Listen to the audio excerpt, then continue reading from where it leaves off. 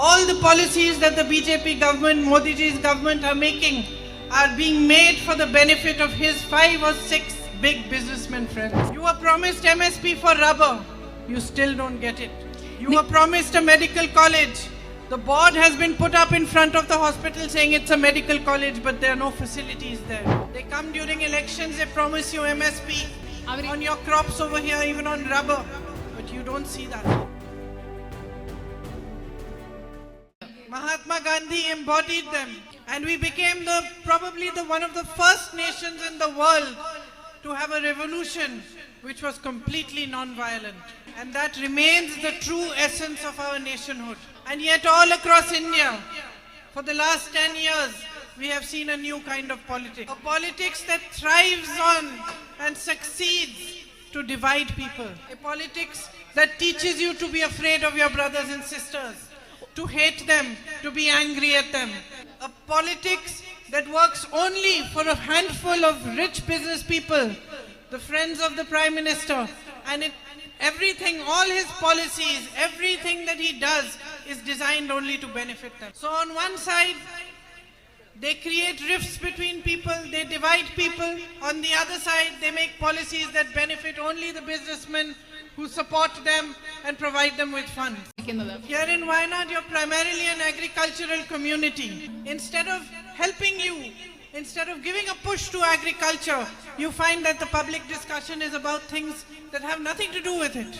And in the north of India, when lakhs of farmers come protesting up to Delhi, the Prime Minister doesn't even have 2 minutes time to listen to them. They come during elections, they promise you MSP on your crops over here, even on rubber, but you don't see that. But what are we seeing in our country? What kind of politics are we seeing today? For the last 10 years, what is it that we have all witnessed? We have witnessed complete disrespect for the people of India.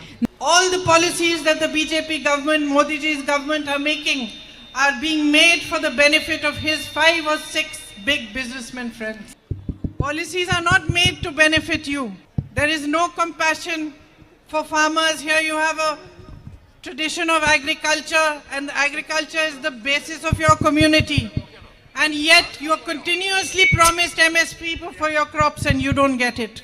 Tribal peoples and farmers are under attack across the country. Their lands are given to big business people. There is no thinking on how to make jobs for you, how to increase employment, how to give you better access for health, for education, and all those needs that the government should be providing for. You were promised MSP for rubber.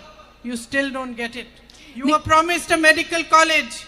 The board has been put up in front of the hospital saying it's a medical college, but there are no facilities there. And when there is no respect for people, and there is no respect for the strength that people give you, then politicians wake up in the morning and decide to make whatever rules they want, and you have to abide by them, which affects deeply all these small businesses. All of a sudden you have multiple GST, different taxes on different things that confuse you, that create more and more problems in your business. All of a sudden, a zone is declared ESA and villages are put into that zone without any proper reasoning or planning, and you have to abide by new rules. So the question before our country today is, how long are we going to allow this kind of politics to rule over us? Until slowly we lose all our rights, until democracy is completely weakened and your voice, the voice of the people of India, is silenced? Or are we going to fight for a politics of truth, where each and every person that you elect understands what it means to represent you truly, where those who are in power understand that it is not power that belongs to them, it belongs to the people. So I'm saying all this to you today, and I know this is a by-election, so it's at the moment unique to Wayanad that you're having another election now. But I'm saying all this to you because it is very important for your voice to be heard today. Each and every one of you represent our country. Each and every one of you represent the truth that we must all fight for.